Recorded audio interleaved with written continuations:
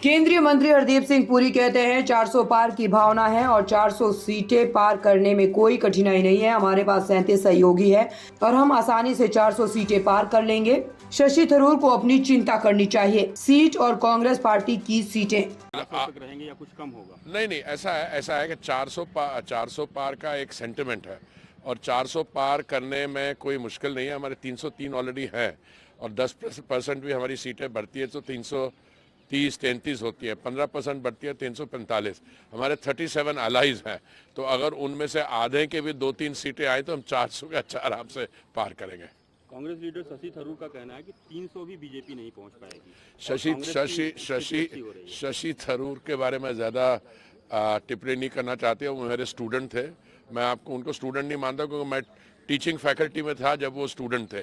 ठीक है, वो जो करते हैं उसकी रिस्पॉन्सिबिलिटी मेरी नहीं है। उनको बोला अपनी कांग्रेस की सीट्स का ध्यान रखिए, अपनी सीट पर्सनली का ध्यान रखिए, और कांग्रेस की कितनी आएंगी और एनडीए की कितनी आएंगी वो तो अभी थोड़े दिन के समय है।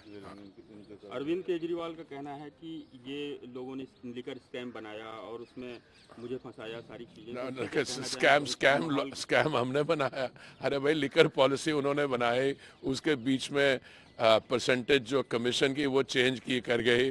उच्च न्यायालय ने भी कहा है कि केजरीवाल जी खुद एज आम आदमी पार्टी कन्वीनर उन्होंने घूस मांगी, घूस मिली और उसके प्रोसीड्स ऑफ क्राइम उन्होंने भेजे गोवा के चुनाव में। तो इसलिए तो उनको चार्जशीट आंसर करनी पड़ेगी। उनका भी कहना वहना का कोई मतलब ही नहीं है। कांग्रेस का एक और एलिगेशन है कि अगर बीजेपी दोबारा से आई तो ये रिजर्वेशन खत्म कर देंगे, कॉन्स्टिट्यूशन को बदल देंगे। देखिए, ये उन्होंने इस नैरेटिव को बनाने की कोशिश की थी। हमने उनको याद कराया कि इस समय 1947 के बाद संविधान 80 बार बदल चुका है, धारा 356 जो है 100 बार लगा चुके हैं, और आप ये मान के चलिए हम तो SC ST reservation, OBC reservation पे टोटली कमिटेड है। और हमने इसको स्पष्ट माननीय प्रधानमंत्री जी ने कर दिया, मोहन भागवत जी ने कर दिया। इसमें तो कोई इशू ही नहीं है, पर वो करना चाहते हैं। इनके मैनिफेस्टो में भी लिखा है कि जो ये कॉन्ट्रैक्ट में भी ये प्रेफरेंस देना चाहते हैं किसी इंडिविजुअल कम्युनिटी को। Thank you.